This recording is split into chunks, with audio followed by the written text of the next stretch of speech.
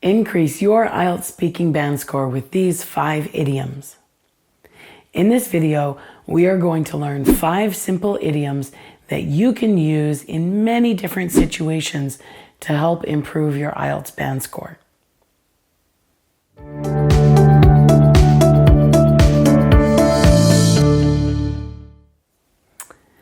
Before we get started, make sure you hit that subscribe button for more helpful English tips every 2 weeks.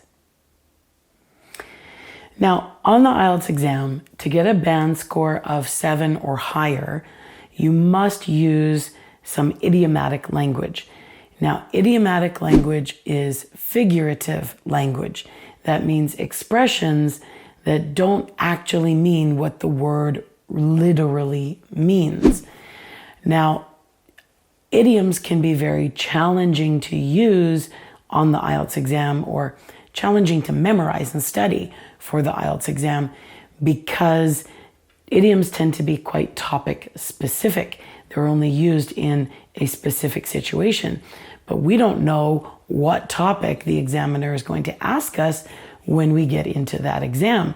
So you'd have to memorize a lot of idioms just so that you have a couple ready for that specific topic. Instead, what you need to do is learn a few idioms that can be used in many different situations. And that way you can use it no matter what topic or what question the examiner asks.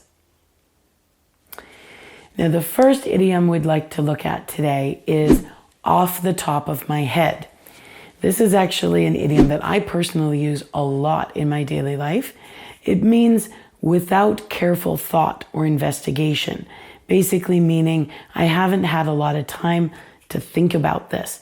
Personally, as a teacher, I use this in class when students ask me questions. Now, I haven't prepared the answer for that. I haven't had a chance to think about it, but I give them a direct response. Sometimes, let's say a student comes in and they have an idiom in their language and they want to know, is there an equal idiom in English? Sometimes immediately there is. Sometimes, I don't know. Off the top of my head, I can't think of one. Maybe if I thought about it in more detail, I would think of one that's a little less common or something like that. But off the top of my head, this is my answer. This is a really good one to use for part 3 discussion and opinion questions, because often these are questions that we really have not thought about in our daily lives. And we obviously don't have time to think about it on the IELTS exam. We have to give an answer immediately. So I like to use something like this, something like, oh, that's a good question. I haven't really thought about that before, but off the top of my head, I'd say, and then you give your response and you give your opinion. It's a very natural expression going, oh, that's a good question. I haven't thought about that. Off the top of my head, I'd say. The second idiom I want to discuss today is in ages. Now, this basically means for a long time, but this is something that's used in the negative. So it's something that you haven't done in ages. You can use it for anything that you haven't done. It's a very good one for part 1 or part 2. If they're asking like, travel, do you like to travel with family or with friends? And you say, well, thanks to COVID, I haven't traveled in ages, but when I do travel, I prefer to travel with my family. It's a very natural expression. You haven't done something in ages. The third expression I want to talk about today is every now and then. Now, this means once in a while. It's another time expression, but this one is going to be used in a positive way, not negative. I'm not saying I haven't, but something I do every now and then. An example, maybe if they ask, do you prefer to eat at home or eat in a restaurant? Then you could say something like, well, I prefer to eat at home, but every now and then my family and I go out for dinner, right? It's saying, well, every once in a while. Now, the fourth idiom I want to discuss today is have mixed feelings about something. You have mixed feelings. It basically means you're uncertain. You have both good and bad ideas or points about this. It's a really good one that has both advantages and disadvantages, positive and negative effects, that kind of thing. Again, a good one for part 3, discussion, opinion questions. They tend to like to ask questions about whether or not something has positive or negative effect, or what are the advantages and disadvantages of something, or are there more advantages, disadvantages. So this is a good one we can use in many different situations. Something that I'd say would be like, well, I'd have to say I have mixed feelings about that on the one hand, and then you talk about the positive side, but on the other hand, and then you talk about the negative side. So it's a very easy one to use in those sort of situations.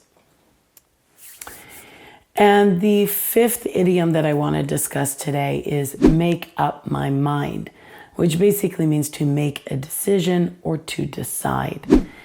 Now, one of the questions, often one of the questions has to deal with personal preference or choices. So this is a good one to use in that case, anytime you need to make a decision or make a choice. So it can be used in both positive and negative ways. Here are a few examples. I might say, honestly, I have a hard time making up my mind sometimes. It depends on the mood I'm in. Or, once I've made up my mind to do something, I'm determined to get it done. That's a common expression as well. Or, I just can't make up my mind when it comes to that. One moment I think I want ABC, but the next moment I think XYZ is better. So if I can't make up my mind, I can't decide. So you really don't need to have a lot of idioms in your speaking test, okay? You don't need to use an idiom in every answer, but a few natural expressions will really go a long way to improving your IELTS speaking band score. So memorize a couple of these that can be used in a variety of situations. Practice using them with various topics and make sure that you don't overuse them, okay? Just because you can use the one in many topics doesn't mean you have to use it for every answer. Use it once and move on to something else.